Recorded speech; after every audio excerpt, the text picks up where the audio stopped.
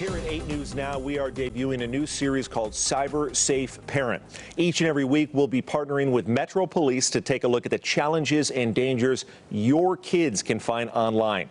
This week, we'd like to tell you about Metro's special unit, the Internet Crimes Against Children Task Force. Joining me now is Detective Sean Taylor, as well as Scott Miller. And gentlemen, what exactly does the task force do? What is your main purpose, if you will? Well, the Internet Crimes Against Children Task Force is part of Metro's Sex Crimes Unit. And we investigate crimes that are of child exploitation online. And this includes crimes of child pornography, as well as luring or soliciting a minor for purposes of some type of sexual-based crime. I think I could speak for both of us, our unit, when we got in here.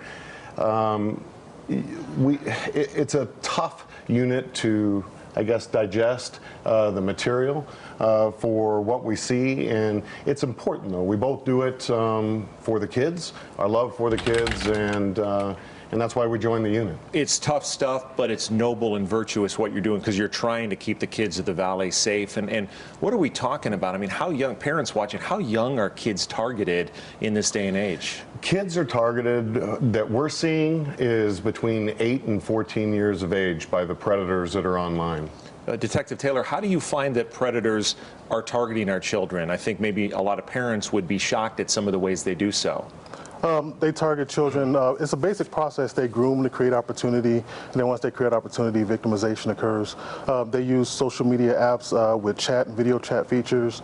Also, we're getting a lot of issues with the broadcasting apps when someone's live and people are commenting, making suggestions as they're posting live videos. And it's so challenging for parents, because you see your kid on an iPad or your computer. It's a very normal thing for parents these days as they're getting dinner ready or moving about the house. You never know exactly what this kid could find themselves into. What do we need to do as parents to be extra vigilant to keep this from happening?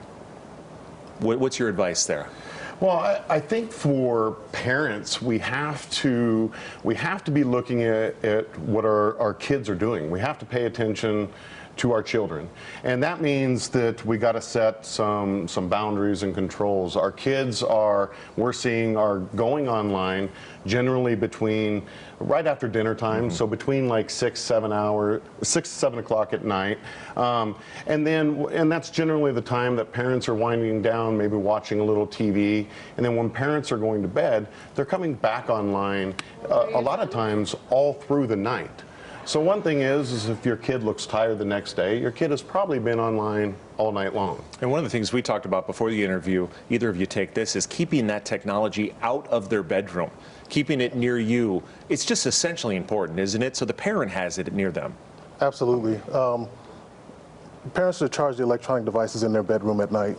And there's one good reason for that is also children are having problems focusing the following day in school. We're being told that by some of the teachers. Also, when a predator or a cyberbully or someone that should be contacting your child in the middle of the night does so, you'll get that notification versus your child, and your child is in a less vulnerable position. Detective Taylor and Detective Miller, I have about 100 follow-up questions, and we have a lot of future interviews, and we're going to work through all this with a fine-tooth comb. But thank you for your time today, and we look forward to many future segments and interviews. And again, you can see this not only on 8 News Now, but on our website, LasVegasNow.com.